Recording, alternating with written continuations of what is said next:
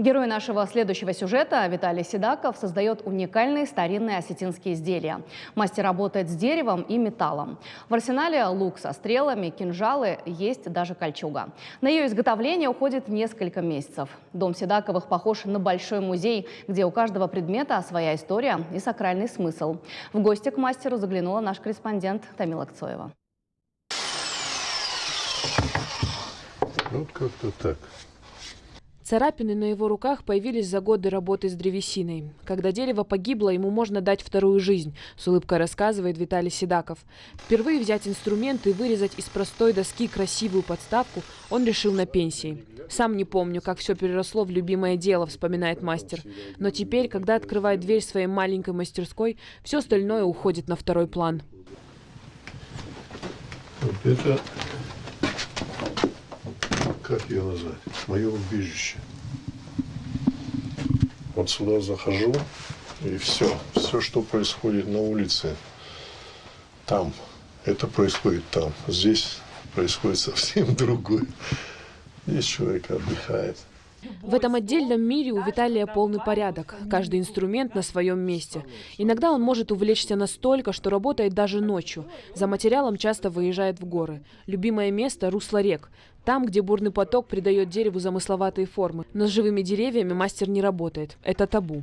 С материалом, так скажем, если есть желание, его можно спокойно найти. Поэтому какой материал попадается, тем и работаем. Зависит от того, насколько вот там текстура красивая или там сучки какие-то есть. Вот от этого зависит. А так от породы нет. Помимо дерева есть изделия из металла и разного природного материала. Шлемы, оружие. Например, на изготовление вот такого снаряжения ушло больше года. А еще Виталий Изатбекович увлекается историей и воссоздает старинные предметы.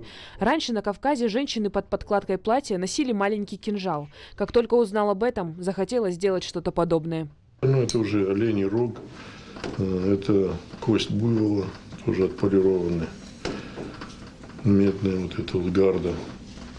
И просто я читал, что у женщин тоже были ножи, и они были небольшие, для женщин большие же не будешь делать. Поэтому захотелось сделать. В любимом деле Виталию Изатбековичу помогает семья. Супруга красит и покрывает лаком готовые изделия. По эскизам дочери на работах появляется осетинский орнамент, а младший сын управляется с деревом не хуже отца. Такой вот семейный подряд, шутит мастер. А работа идет гораздо легче, если точно знаешь, какой результат хочешь получить. Еще отец говорил, Шагут, что если ты не видишь конечный результат здесь и здесь, начинать не стоит. Это, считает, и с завязанными глазами, говорит, будешь работать, пока ты не увидишь. Ну, зато, когда ты уже видишь, руки сами по себе, как-то вот все на автоматизме практически, потому что ты уже видишь вот конечный результат. Это хобби, а не источник дохода. И несмотря на то, что его изделия покупают даже за пределами страны, Виталий не принимает заказы. Изделия отнимают много энергии, вдохновения и времени. Поэтому они получаются такими самобытными и уникальными. Тамила Кцоева, Хетак Гапоев, Новости Осетии.